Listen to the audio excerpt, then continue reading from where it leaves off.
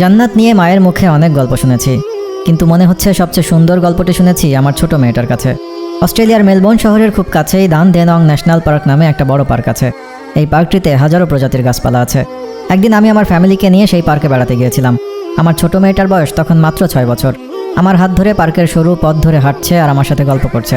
কিছুটা কৃষ্ণচূড়ার মতো দেখতে ক্রিপ মার্টল নামে খুব সুন্দর একটা গাছ দেখে মেয়েটা আমাকে জিজ্ঞেস করলো, বাবা, do you want this tree to be in your garden in the heaven? আমি একটা গভীর ভালোবাসা আর মুগ্ধতা নিয়ে আমার মেয়েটার দিকে তাকালাম। কি অদ্ভুত সুন্দর করে সে আমার কাছে জানতে চাইলো এমন একটা গাছ আমি আমার জান্নাতের বাগানে চাই কিনা। আমি সাথে সাথেই বললাম, অবশ্যই চাই মামুনি। আমার উত্তর শুনে সে বলল, তাহলে বলো সুবহানাল্লাহ। আমিও বললাম সুবহানাল্লাহ।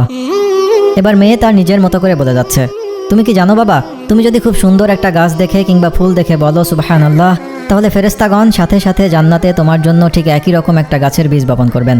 তুমি একদিন জান্নাতে গিয়ে সেটা দেখতে পারবে। আমি একটু অবাক হয়ে বললাম, তাই? মেয়েটা একটু জোর দিয়ে বলল, হ্যাঁ বাবা, আমাদের টিচার মিস উমনা আমাদেরকে এই কথা বলেছেন।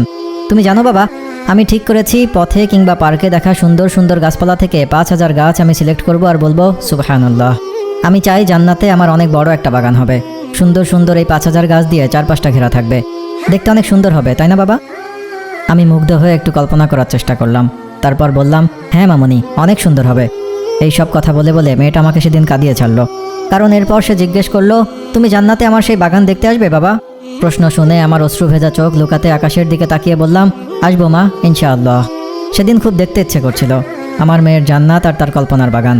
মেয়েটার এই কথাটা নিয়ে আমি পরে খুব ভাবতাম। জানার চেষ্টা করলাম তার ওই তুর্কি টিচার মিস উমনা কেন এমন কথা বললেন। পড়তে পড়তে পরে জানতে পারলাম এই গল্পের পেছনে আবার আরেকটা গল্প আছে। আমাদের রাসূল সাল্লাল্লাহু আলাইহি ওয়াসাল্লাম মেরাজ থেকে আসার পর একদিন সবাইকে বললেন, তোমরা কি জানো মেরাজে আমি আমাদের পিতা ইব্রাহিম আলাইহিস সালামকে দেখেছিলাম? সবাই খুব আগ্রহ নিয়ে জানতে চাইলেন, ইয়া রাসূলুল্লাহ, আমাদেরকে বলুন কোথায় দেখা হয়েছিল আর কি কথা হয়েছে আপনার সাথে? নবীজি বললেন, ফেরার পথে আমি ওনাকে দেখতে পেয়েছিলাম। তিনি আমাকে দেখে বললেন, আপনার উম্মতকে প্রথমে আমার সালাম জানাবেন, তারপর তাদেরকে বলবেন আমি জান্নাত দেখেছি। জান্নাতের মাটি খুব সুন্দর আর উর্বর। সেখানে যা কিছুই বপন করা হোক না কেন খুব ভালো ফসল হবে, কিন্তু ফসলের জন্য তাদেরকে পৃথিবীতেই বীজ বপন করতে হবে। রাসূল সাল্লাল্লাহু আলাইহি ওয়াসাল্লাম বললেন, আমি আপনার এই কথা তাদেরকে জানাবো। তারপর ইব্রাহিম আলাইহিস সালাম বললেন, আমি আপনাকে খুব মূল্যবান 3টা বীজের কথা বলবো। আপনি আপনার উম্মতকে এই 3টা বীজের কথা জানিয়ে দিবেন। বীজ 3টি হলো সুবহানাল্লাহ, আলহামদুলিল্লাহ, আল্লাহু আকবার।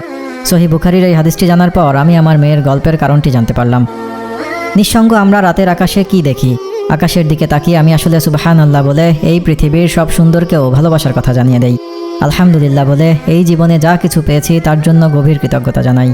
আর সব লোভ, লালসা এবং অহংকার ত্যাগ করে আত্মসমর্পণের ভাষায় বলি আল্লাহু আকবার।